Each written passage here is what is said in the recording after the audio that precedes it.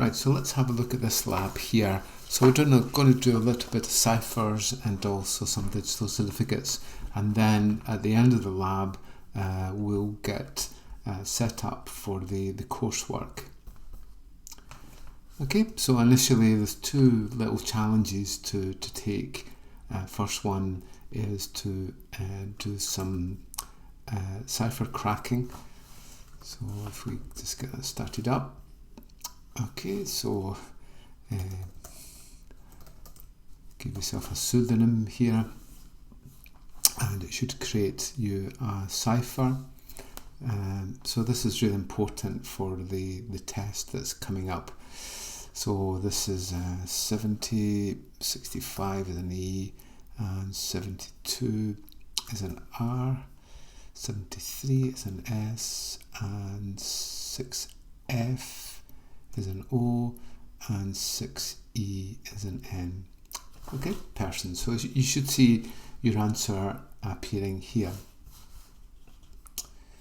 Okay, so if you can go through that would be great. Next thing is to perform a scrambled alphabet cipher cracking. So here is an example here. Okay, so this is the normal frequency of the letters, and here is a mapping of the most popular letters in sequence to how they appear in the ciphertext. Okay, so you can obviously see that an L is obviously an E because it's the most popular one there. Okay, so an L is an E, and the most popular single character words are A or I. So let's assume that we're dealing with something that hasn't been written in the first person. See if we can find a single letter there. Unfortunately it's not there. There's one here, and we could take a guess that a P was an A. Just have a look to see the popularity of a P, and it's quite popular, so it does possibly look like that's an A, so we'll go with that. The most popular three-letter word is the, and we can see in this case that we have a possible mapping here for the. Remember, we've already mapped the E, so I think an H looks like a T and an S looks like an H. Okay, and so we've revealed this word here. The second most popular word is an and perhaps then we have a mapping in there already for a Y is an N.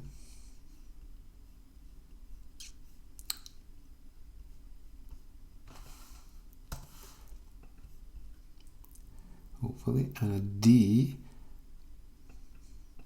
an N is a D, N, D. Okay, so now we can start to look into the words here, and so we could probably pick off that then an R is an O, and perhaps that is, and a T could be an R, and will we take a guess that so an E could be a B? Can we see any other ones that look a bit stronger than that? E to be a B.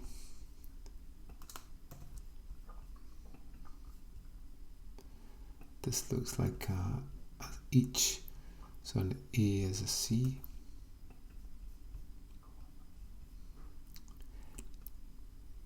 Okay, and this could be an M is an I.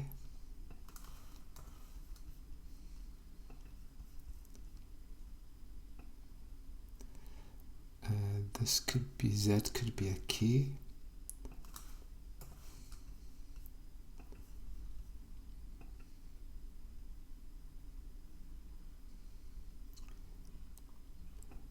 C is looking like an F.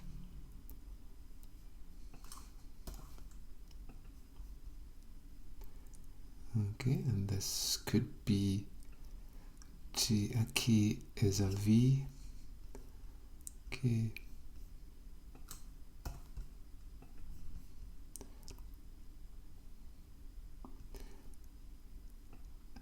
And a V could be an R.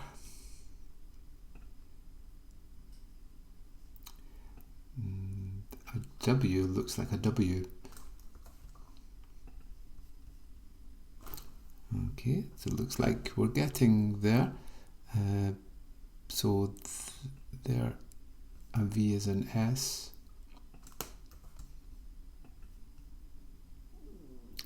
There are often weaknesses in each of that can be exploited. So that X is an X, and D is a P.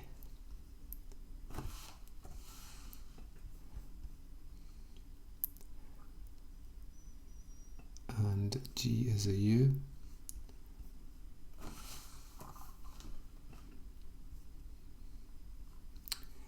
And J is an L. And O is an M.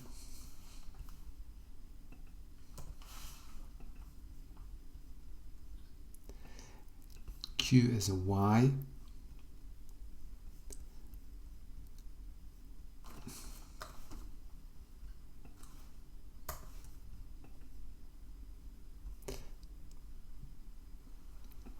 And an I is a G.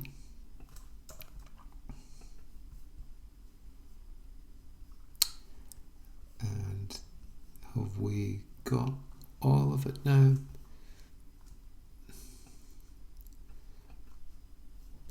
The only letters we've got are J, Q and Z, which are the least popular letters in the English alphabet. Let's see if we can find these ones so that we can finish it off. It's not that important. We can read it all. There is no one single fix for security, and the system's user and data must be protected. So let me see if there's any occurrences left of these letters. Obviously they're not very popular. Creating, it's difficult to see from the letters that are left, but that's most of the most popular letters gone.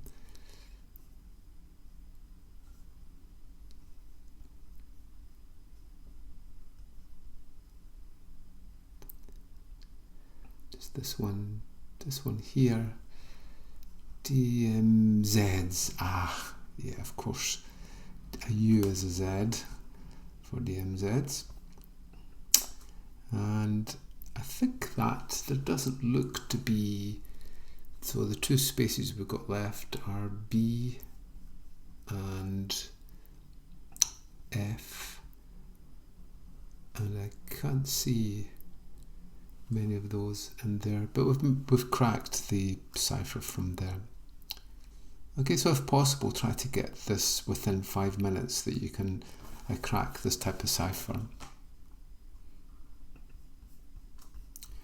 Okay, so the next thing we're going to do is that we're going to see if we can crack these digital certificates. So a digital certificate with a password is where we store the public and the private key together. So it's very important that those are protected. So in this case, what we'll do is we'll read in the file, the PFX file, which is the file that stores the public and private key but with a password. So we'll go through each of these words and then try, and if we can't open it then we'll get an exception. So if we can, then we won't get an exception and it'll say we're able to read. So we'll try the first one. So we can see here the password is orange because we've managed to read the certificate. If we try the next one, see how we get on, and it's not included there, so we'll try another one, and we need to come up with another word for that. Okay, so those are examples of certificates that we have that we can actually read. So in the next part of the lab, what we'll do is we'll download these certificate files, and then we'll use OpenSSL to be able to test them. So I'm going to open up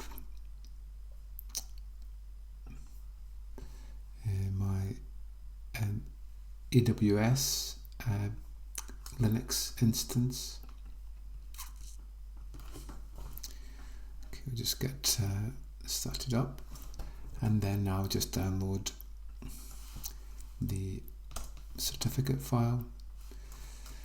Okay, I'm just going to move that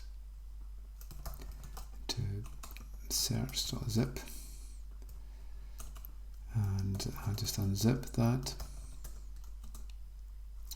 Okay, and that's put it into this search folder. Okay, so here are our certificates, and what we'll do is we'll use OpenSSL to see if we can actually determine the password which is on these ones. Okay, so here is the command that we're going to use. It's pkcs12 is the format of the certificates.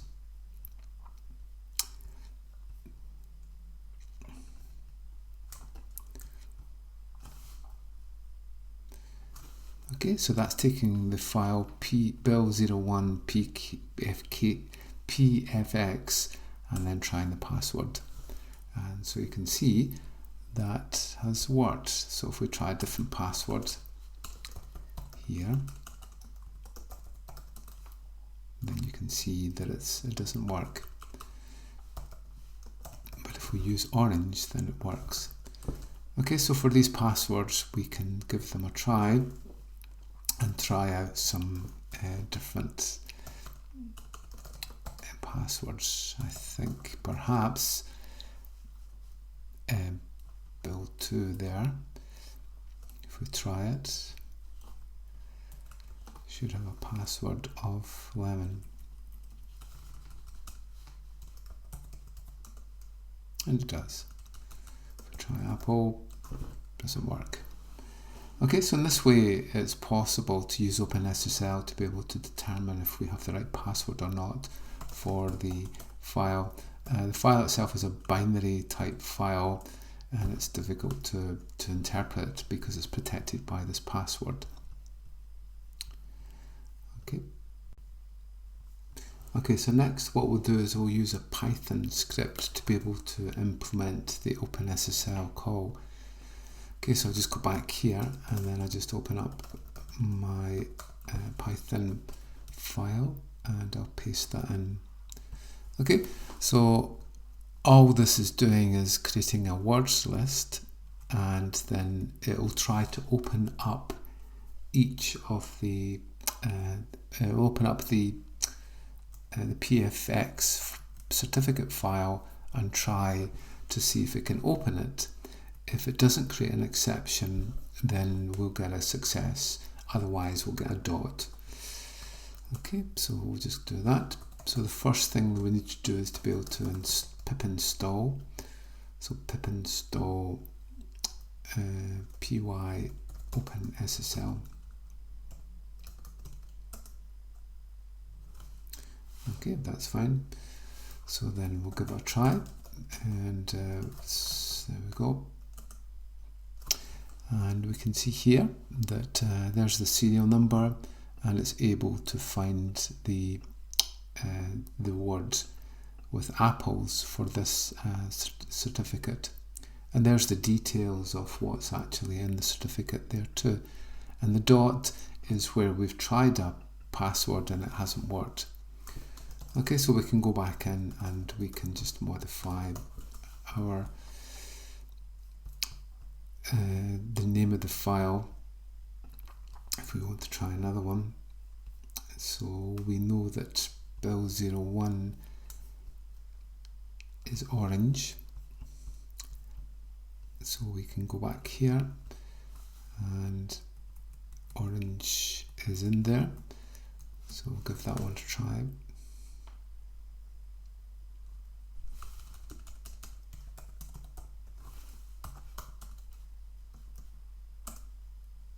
There we go. Okay, so that's proven that the password on this PFX file is orange.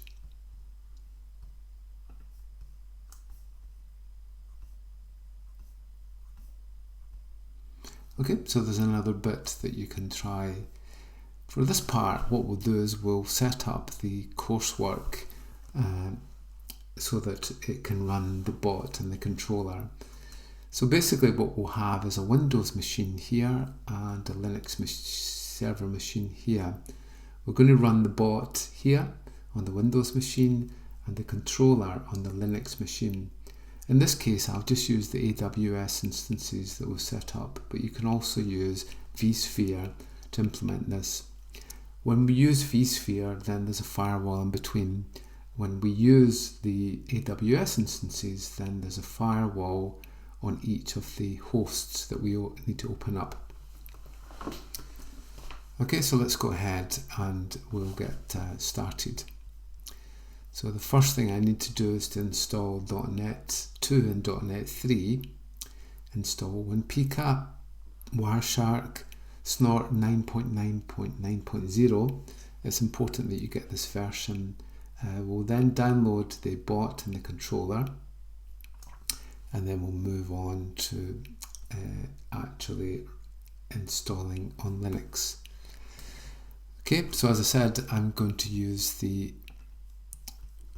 my virtual machines from AWS here, but you can use your own. You can use the vSoc vSphere instances. So let's get started.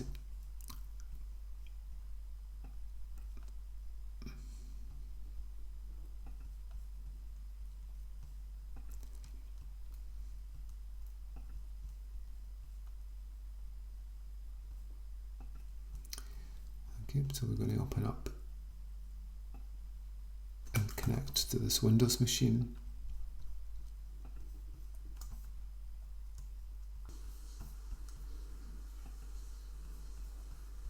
Okay, Server Manager, and we'll go here, and then after this we'll go to our features.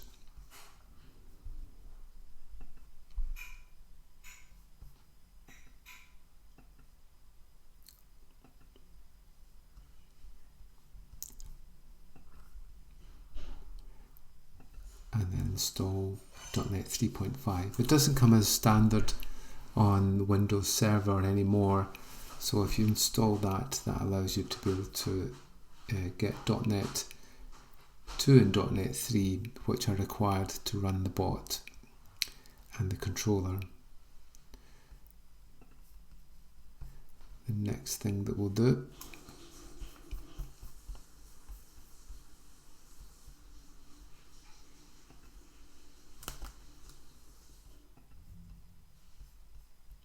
is we install WinPCAP. So if you go ahead and install WinPCAP, then install Wireshark, then you should have that on your virtual machines. So if we just have a look, so I've already installed these on this virtual machine. So we should find that we have Wireshark running here. Okay, the virtual machine will be a little bit slow because we've only got 1 megabyte 1 GB of memory and only one CPU, but it should be acceptable. Okay, so we can easily capture our traffic from here. After this, you want to install Snort. Okay, so if you just go to the Snort download page, follow the link, you should be able to install Snort. And you'll see that I've installed it. Just let me stop Wireshark.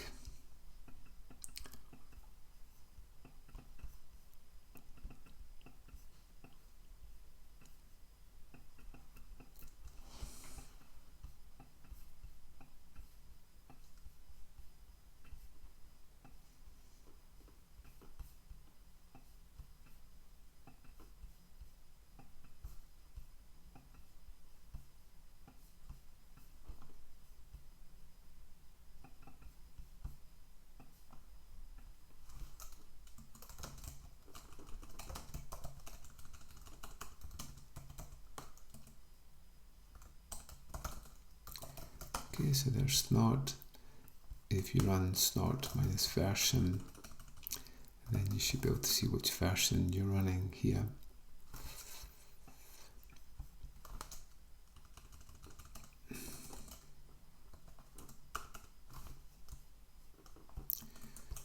Okay, so Snort minus W allows us to see the interfaces.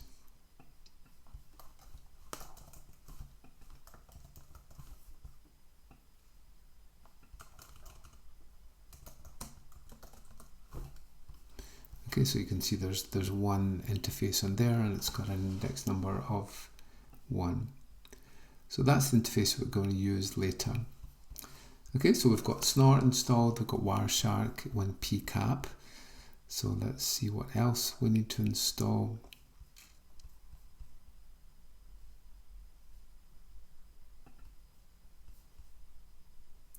So next we'll download the bot and the controller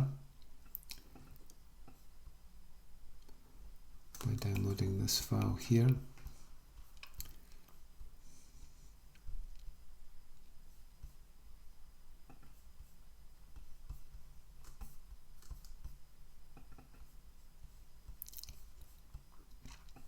we'll just do this with the browser.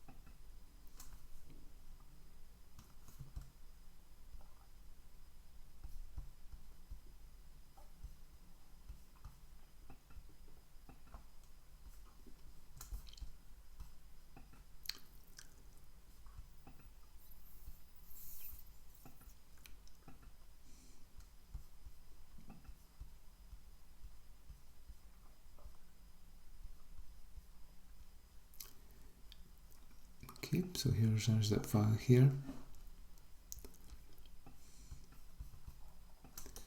And we'll just extract that and we'll just put it on the C drive, top level.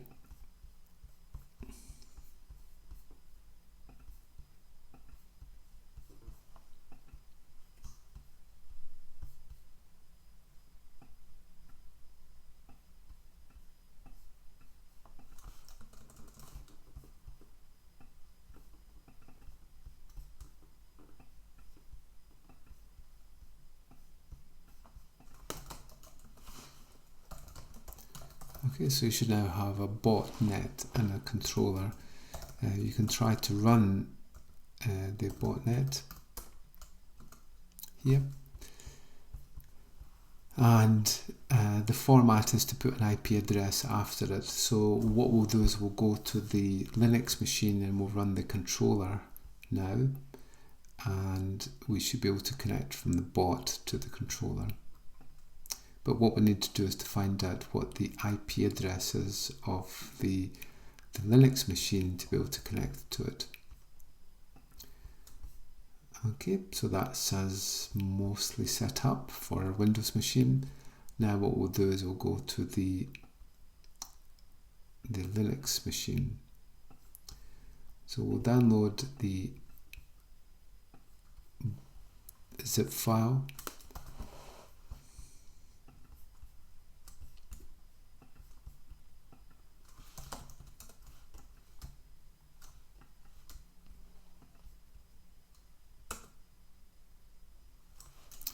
Okay, so I've already got it actually installed here. So just let me remove it.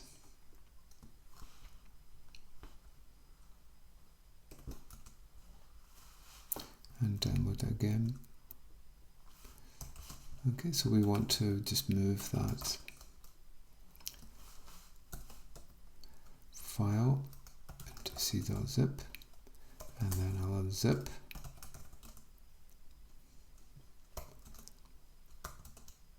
And now we have two files named botnet.exe and controller.exe.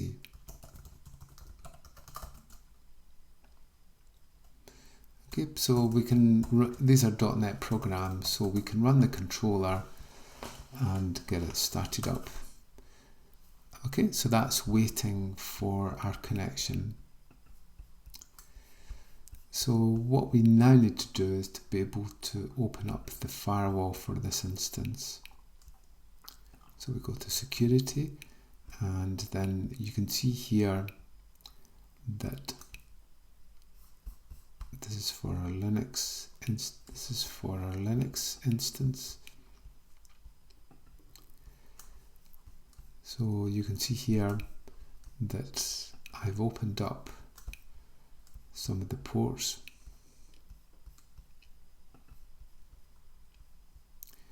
And the ports I've opened up are between 5000 and 5100 for any traffic.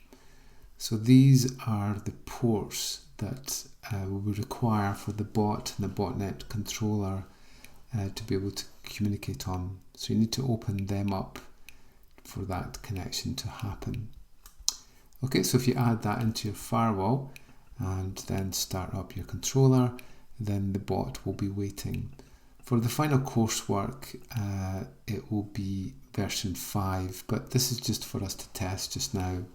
So now what we need to do is to go to our Windows machine, if we can find it. And we need to find out what the public IP address is of our instance.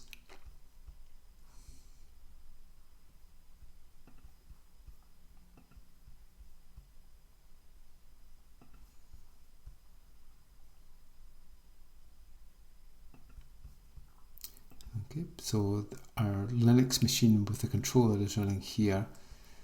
So we need to go over here and open up.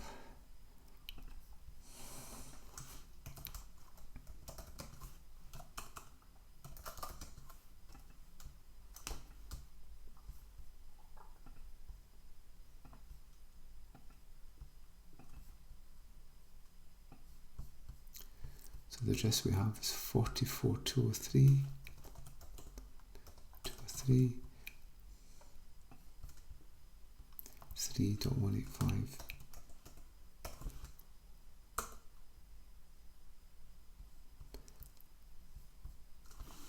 Okay, so it's now connecting, and if you see these little pluses and so on, that's a good sign. It means it's actually connected to our virtual machine. And over here we can actually see some information about the IP address that's connecting and so on. Okay, so everything looks good here. So what we'll do next is that we'll run Wireshark, and to be able to examine what the traffic looks like when they connect.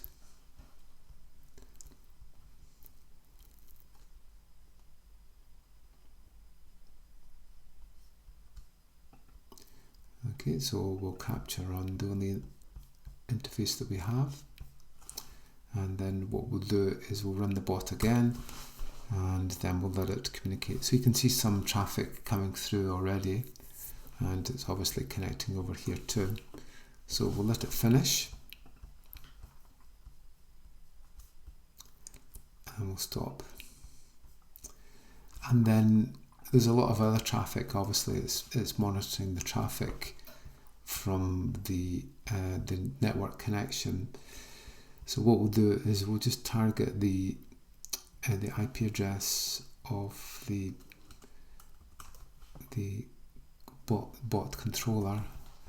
So that's 44.203.3.185. And here is the traffic that it's managed to capture from the bot. Okay, so we can click on any packet. So you can have a look to see what the connections are. So here is one here. There's a SYN connection. But what you can do is you can just click on any packet, and then we should be able to follow the stream. Okay, so the red is what the bot is sending, and then the blue is what the controller sends back. So one of the challenges in the coursework is to be able to find out what this is, and to be able to try and interpret any ciphers that are in there and try and crack them, or try and identify at least what the type of data is. Okay, so the next thing we'll do is we'll actually now run Snort to be able to detect these things. So just let me get rid of my folder.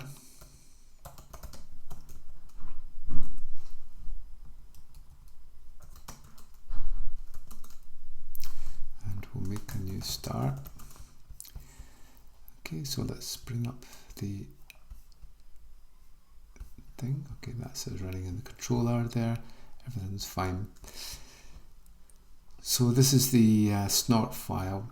Mainly you put your rules here, and all this is extra things that just add in to make sure it doesn't create some alerts that you may have seen in one of the previous labs. So we'll go back to our instance again, and now we'll create our Snort file. Okay, luckily I've already got one created. So all this is going to do is going to create, it's going to actually detect when we connect on port 5000. So you could actually put the message in there, 5000, and so on. Each one has its own SID, so everything's fine there. Okay, so you'll put your rules in here, and what we want to do is to be able to detect the bot and the botnet. So now what we'll do is we'll run this and see if we can detect the bot and the controller. So what I'll do is I'll bring up another terminal.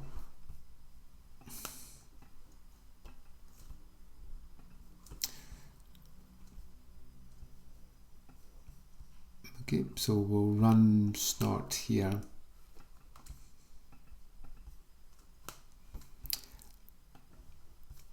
Okay, so let me just type in the command rather than a copy and paste.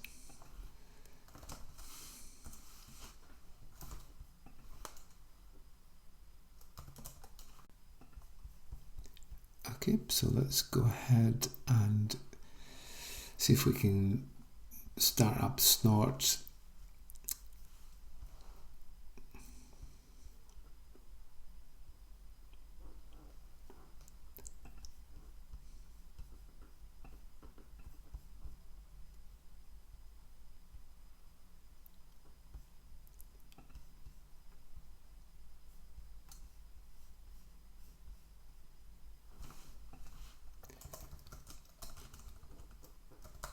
Okay, so we'll just have a quick look to see our Snort file is there. That's fine. And we'll do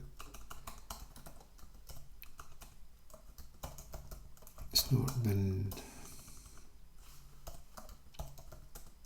Snort minus I, that's the first interface, minus C is the file, and minus K is no ignore errors, minus big K is ASCII log file, and then we'll put it into the log folder. Okay, so it's just waiting there. Now what we'll do is we'll start up our bot.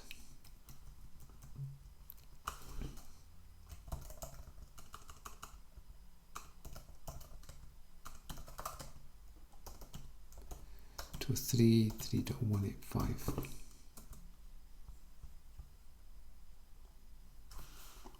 Okay, it's just connecting, and we should be able to have a look to see the connection here. It's just taking a little minute this time to run. Then when it's run, then we'll quit Snort, and we'll have a look at the log to see if Snort has detected the bot for its connections. Okay, it's just got stuck there a little bit, so we'll just quit from it, and then we'll quit from Snort, and hopefully we should see that in the log folder there's lots of alerts. So there we go, and we can see here it's picked up a connection on port 5000. There's the IP address that we connected to, so it's connecting to the server over here on port 5000. And also we should be able to see that it's also created a folder for us.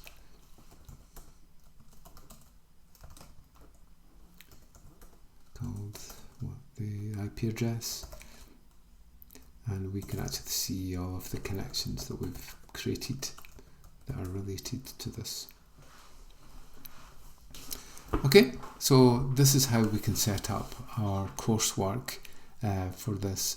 So the main thing is to get the PCAP files to be able to understand what the bot and the controller are communicating, and then to crack any of the ciphers, and then to be able to create a Snort system to be able to detect the operation of the bot. If you have time, then set up the firewall on AWS or on our vSOC environment to be able to set up the security of each of the virtual machines. Okay, thank you.